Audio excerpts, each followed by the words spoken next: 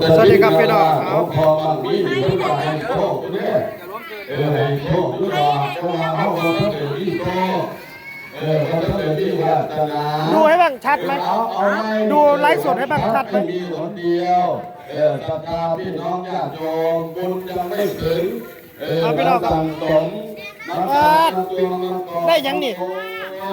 บุญน้อยบุญขอบุญยังตักบุญเลยโย โอ้เด็กใช่ได้มันบ่ โอกาสหน้ายังมีอยู่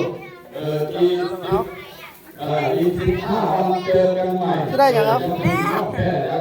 ม่ได้ที่นอนแมวได้ที่นอนมาขอพรหลวงพ่อท่านมีสักการบุญเรายังไม่ถึงชีวิตคนเฮาน่ะแม่ทำไปไม่ได้สร้างไป ได้อยู่ บุญถึงเวลาแล้วเราจะหาเรามีได้แล้วอะไรก็ห้ามไม่ได้ดังนั้นแล้วในช่วงแดดร่มลมตกในช่วงภาคเย็นวันนี้ก็ขอเรียนเชิญเจริญศรัทธาเรียนเชิญเจริญพร ได้ห้อยข่าวสาร ศรัทธาพี่น้องญาติโยมที่เดินทางมาถึงยังวัดอันเตยสถานงานบุญสถานงานทำอย่างไรแล้วก็ขอเจริญพรได้ร่วมสร้างบุญสร้างกุศลสร้างคุณงามความดีฉลองปีใหม่ส่งท้ายปีเก่าผ่านไปก็รับปีใหม่ก็เข้ามาแล้ววันนี้เป็นวันที่2 มกราคม2569เป็นวันที่2ของปีใหม่ สวัสดีครับโอ้ผู้ใดถึงเลขเลยเนาะครับผู้ใด แล้วเรายังมีโอกาสมีเวลามีวาสนามีบารมีได้มาสร้างมาสม ได้ยังเอาเนี่ย เป็นกุศลคุณงามความดีในช่วงเทศกาลปีใหม่และ รางวัลใหญ่ออกไหม ก็เป็นวันสุดทอง เฮ้ย ข้าวสาร หมอนข้าวสารข้าวสาร เอาบุญแล้วตะวันจะสายเมืองจะเน่าอย่าดีรออย่าโอ้เอ๊ะ ได้ของยี่หล่ะได้อย่างนี้ เป็นหนทางแห่งความไม่เชื่อรอศรัทธาที่น้องญาติโยมเอาเรื่องสร้างบุญสร้างกุศลไม่ว่าจะเป็นทางด้านกองบุญกองแรกเป็นกองหนึ่งล้วงไหล้วงไหเงินไหทองล้วงไข่ไหเงินไหทองญาติโยมได้ยินการจักรยานออกไปอยู่แล้วอยู่แล้วสุขาคอนออกไป โอ้ยมาได้ ออก ได้ยัง หมอน2 ใบมาม่า2 ใบกูมา2 นี่ผู้ใดคุ้มค่าอยู่นี่โอ้ได้น้ำปลาเสือ เดี๋ยวอีกที่5,000อย่าลงแล้ววันสุดท้ายแล้ววันทำเป็นเราจะไม่เหลืออะไรไว้จะไม่ให้เหลืออะไร ไปครับพี่น้อง ยางสักเท่าไหร่ก็เอาของกลับบ้าน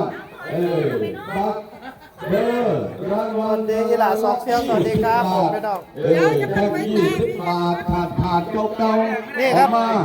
เอามาญาติโยมพระเรียนพี่น้องเอามาสร้างบุญสร้างกุศลมาแลกรางวัลกลับบ้าน ทั้งเอกของเราสิมาเอา ขี่จักร เครื่ ยา อน งซักผ้า กลับบ้านในช่วงภาคเย็นวันนี้เพราะจักรยานจะเหลืออีก5 คัน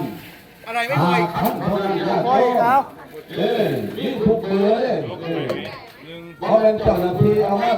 โค้คือได้นี่แต่ยังบ่มีผู้โชคดีแต่วันนี้อาจจะมีผู้โชคดีเพราะวันนี้เป็นวันสุดท้ายแล้วของงานแล้วบัตร20 บาท20 บาทเท่านั้นมาแลกรางวัลจักรยาน1 คันที่ทางกองอำนวยการกองบุญกองแรกล้วงไหไข่ทองคำทางนั้นบัตร20 บาท ส่วนท่านใดที่เดินทางมาถึงแล้วก็เรียนเชิญเจริญพรได้รับธูปเทียนแผ่นทองโพเงินโพทองที่กองอำนวยการเพื่อที่จะได้นำไปปิดทองหลวงพ่อพระพุทธชินราชที่ด้านในพระอุโบสถหลังงาม ของวัดอันเตอของเราเจริญพรเด้อโยมพ่อโยมแม่บูชาผู้เกียรติแผ่นทองตามกำลังศรัทธา เกี่ยวหยังเอาเฮ้ยสวย27ก็ยังวะเฮ้ยเสื้อก องบุญรักศรัทธามีเท่าไหร่เราก็เอาปัจจัยหย่อนใส่ตู้ไม่จำเป็นต้องให้ใคร ให้โตน่ะใส่ เพราะว่าลุ้นอยู่ที่ใจของเรา20 บาท100 บาท99 บาทก็ตามกำลังศรัทธาถ้าใครมีใจพระพุทธรูป1 องค์แล้วก็สังฆทาน1 ชุดนะโยมแม่นะโยมพ่อแล้วจากนั้นก็เข้าด้านในพ่อทายกถวายพ่อโยธาก็จะได้ทำหน้าที่พายกประจำวัดอันเตยของเราทั้งสองท่านไม่ว่าจะเป็นพ่อทายกถวายพ่อทายกศรีพรหมสิริสุนทรนี่มาทำหน้าที่เป็นทายกมัคคณายกนำพาศรัทธาพี่น้องญาติโยมที่มีความประสงค์จะทำบุญถวายสังฆทานในช่วงเทศกาลปีใหม่วันนี้เป็นวันที่2 มกราคม 2569 แล้วถวายสังฆทานชีวิตจะได้เจริญรุ่งเรืองโชติช่วงชัชวาลการงานมั่นคงกาแฟเอาเร็วไหมเอาร้านมัตสิเมากาแฟ แกเกิดวันพุธเหรอ ท่านใดจะถวายสังฆทานก็เรียนเชิญเจริญพรตามกำลังศรัทธาปัจจัยหย่อนใส่ตู้ไม่จำเป็นต้องให้ใครรู้เพราะบุญอยู่ที่ใจของเราหรือท่านใดจะเริ่มทำบุญซื้อโฉนดที่ดินเจ้ากรมที่ดินก็มาประจำตำแหน่งแล้วโฉนดที่ดินโยมนะโยมนะเขียนเลยนะไร่ละ1 บาท1 บาท 1 ไร่ไม่มีที่ไหนถูกยิ่งกว่าที่วัดหันเตยแล้ว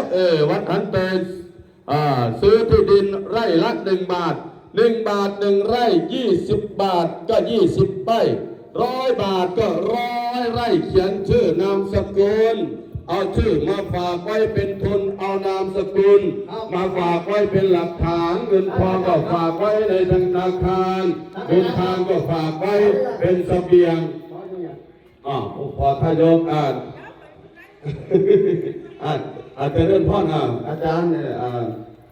ถวายสังฆทานสักคนเนาะ พี่น้องนี่ครับมาเบิ่งนี่ล่ะ